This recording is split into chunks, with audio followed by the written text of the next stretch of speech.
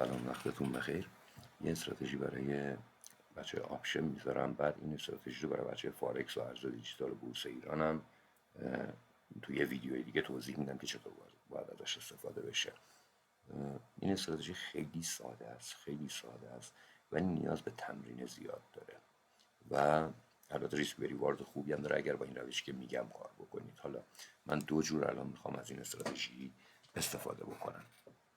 خب وارد یکی از نمادها میشیم. حالا اینم اودیسیه بچه. اول قبلش بگم هی نگید آقا چرا این اکانت دموه و فلان ریل نیست، چون من اصلا آپشن کار نمیکنم. بارها گفتم اینو، آپشن کار نمیکنم و اینو برای اینکه کمکی به دوستانی که آپشن بشه به قول معروف میذارم.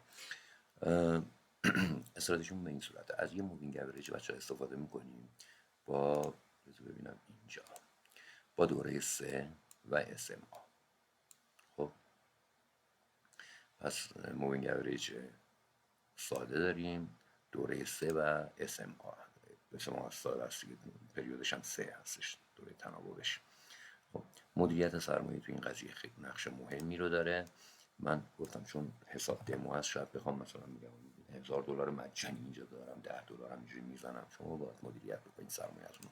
تو حالت اول من نمودارم 10 ثانیه است، میام معامله‌ام رو هم روی 10 ثانیه میذارم. حالا دنبال کندل هایی میگردم که بیرون این مووینگ بسته بشن، بالا یا پایین. خب اگر بالا بسته میشن یه همچین کندلی باشن، شادوی بالا بلند باشه، نزدیک به 2 برابر بدنه باشه و قرمز باشه، و حالا قرمز سطحش خیلی هم مهم نیست. اگر پایین مووینگ بسته میشن سبز باشه، حالا میگم زیاد سبز چیزش مهم نیست، ولی شادوی پایین تقریبا 2 برابر بدنه باشه. دنبال همچین چیزایی میگردم بدون که با مووینگ در تماس نباشه. ببینید این الان میتونه خوب باشه، حالا با اینکه چیزام نیست ولی خب تماس پیدا کرد با مووینگ. ببین با بعدیشون میشه پایینا، بعدیشون میشه زد پایین، ولی ریسک بالایی داره. این براتون ریسک بالایی داره. خب این یه روش استفاده از این سیستم. حالا بذارید این پایینی هم بزنه ببینیم چجوری میزنه پایینی.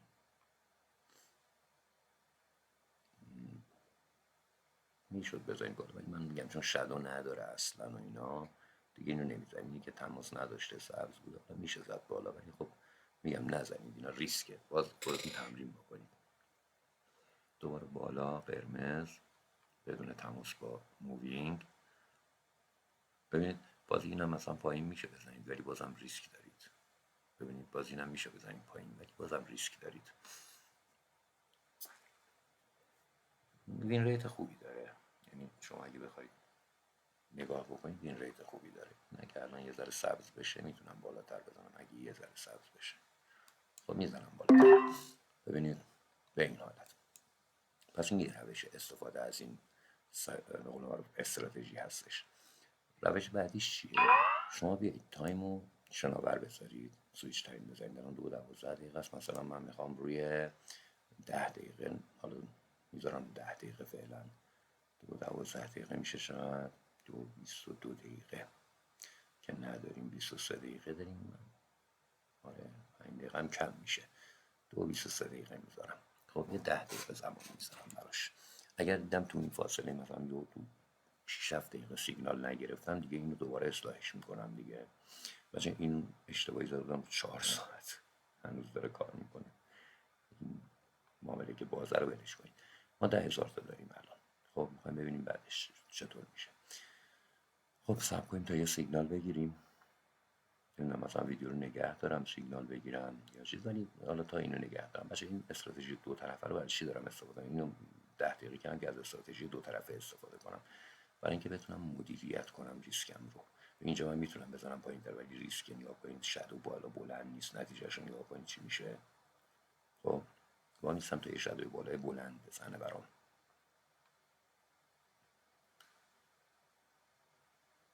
اینم که خب با مووینگ تماس داشت به دردم نمیخوره. بعد گفتم با مووینگ تماس نداشته باشه، یا این شادو حالا مثلا میگم اینجا من نمیتونه تشخیص بده تماس داره یا نداره، ولی فرض میکنیم که نداره. فعلا که هیچ سیگنالی نداریم.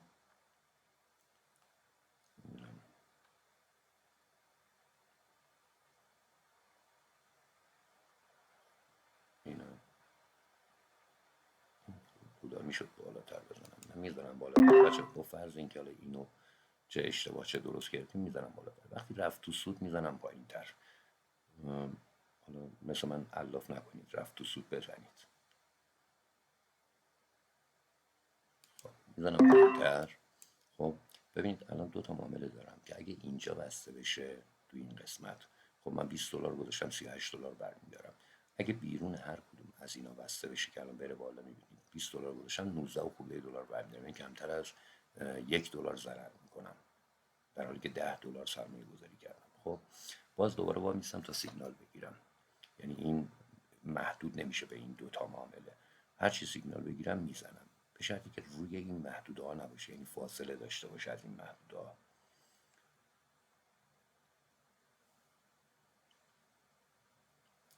کنم تا یه مقدار بگذره.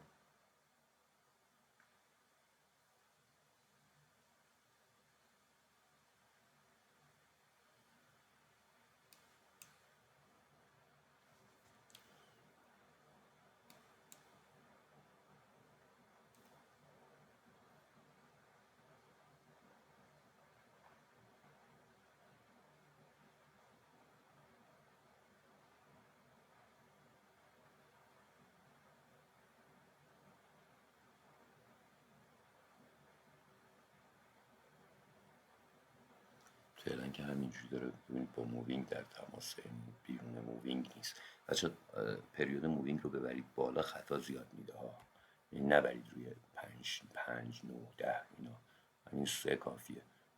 بخواید دقیق ترش کنید حتی میتونید مثلا 2 بکنید، ولی اون وقتی که سیگنالاتون خیلی کم میشه.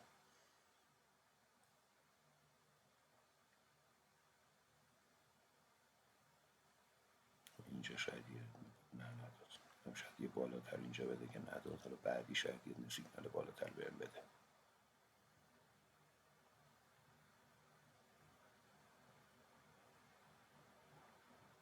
این الان داره، خب این سیگنال بالاتر من میزنم، ببینید این نخوردش، رفت تو سود، میزنم پایین تر.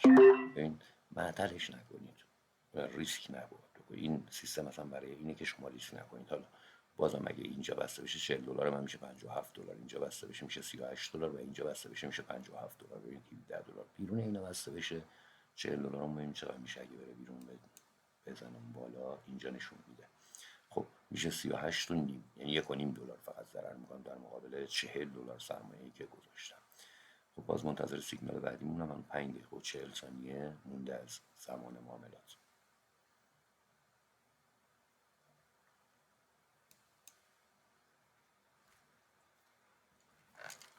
تو این فاصله هم خودم یه سیگار روشن میکنم. بعد آموزی در آموزش های من یکی بچه ها میگفتن من تو تریاک میکشی، نه والا تا حالا به جز سیگار چیزی نکشیدم، تازه قلیونم من به صورت نمیکشم. خب ببینم اینجا چی میشه، میخواد بای بده یا نه. من خیلی نزدیک به اینه، اگه خریدم بده نمیزنم، خیلی نزدیک به اینه دیگه، دارم دیگه اینو. پایین تر اگه خرید بده میزنم.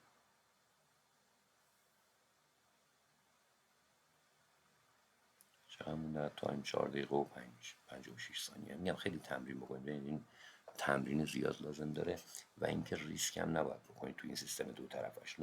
که میذارید 10 ثانیه، خب دیگه ظرف 10 ثانیه تکلیفتون معلوم میشه. حالا 10 ثانیه که میگم منظورم اون تایم نمودارتونه. الان خب فروش داده بود، باز اینم نزدیک این بود نزدم من، ولی اگه مثلا 10 ثانیه بود خب کندل بعدی فروش و این اتفاق بود که میافتاد. هم داره خرید میده، دوباره نزدیک این یکیه. نه نداد خرید اصلا خریدم.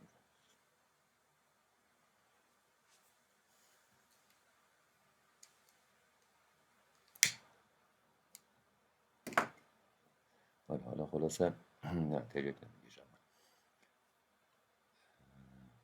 اون بعضی از بچه‌ها گفتن صدات رو مخه و فلان و اینا، دیگه همینه دیگه، کاریش نمیتونم بکنم دیگه، کنار بیاید با این صدا. خب بذار ببینیم اینجا سیگنال فروش بهمون میده یا نه. اگه بده خب میزنیم، بنزی کافی فاصله داره.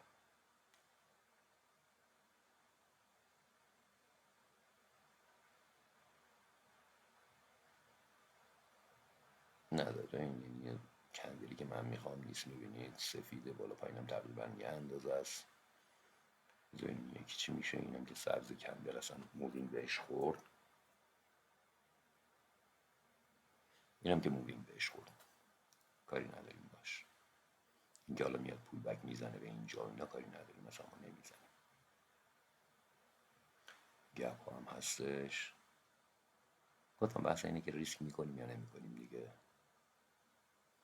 هنوز 3 دقیقه فرصت داریم، عجله‌ای نداریم. خب نشد، فکرم خرید میخواد بده که نداد. اگه خریدم میداد میزدم بچه.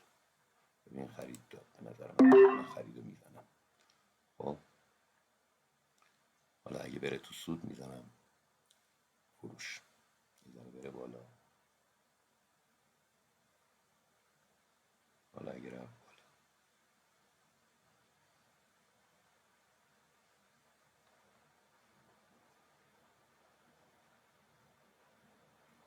من اینجا مهمتر میزنم.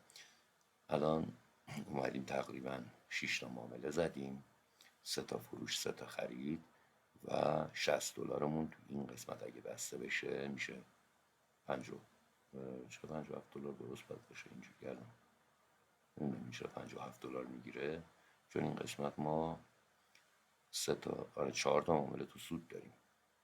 چرا اینجوری حساب میکنه نمیدونم. تو این قسمت هم 2 تا 3 تا سود 3 تا ضرر داریم که اینجا اون 1 خورده 2 خورده ضرر قابل قبوله. یعنی رو 60 دلار 2 دلار ضرر قابل قبوله. نمیدونم چرا این تکون نمیخوره دیگه عددش.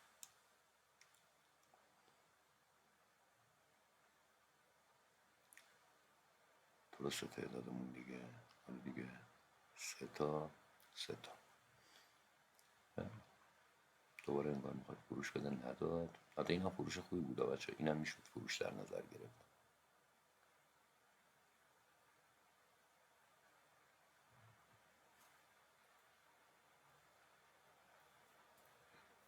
خب بازم نزدیک این بود، همچین خیلی چیز جذابی نبود.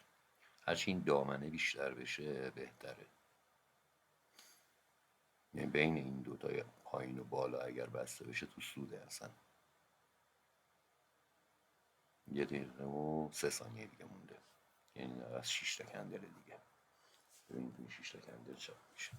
یعنی 10,000 تا داشتیم دیگه. آره اون یکی چرا اگه 10 دلاری نزدیم حتما 10,001 دلار داشتیم شاید.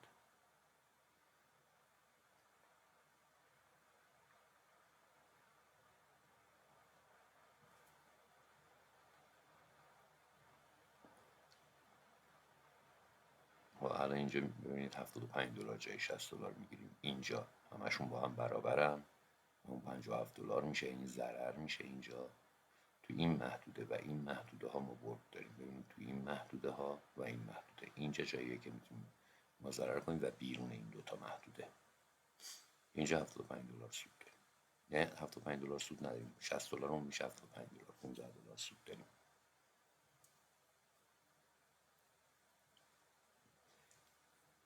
انگار اونجا نبسته نشد.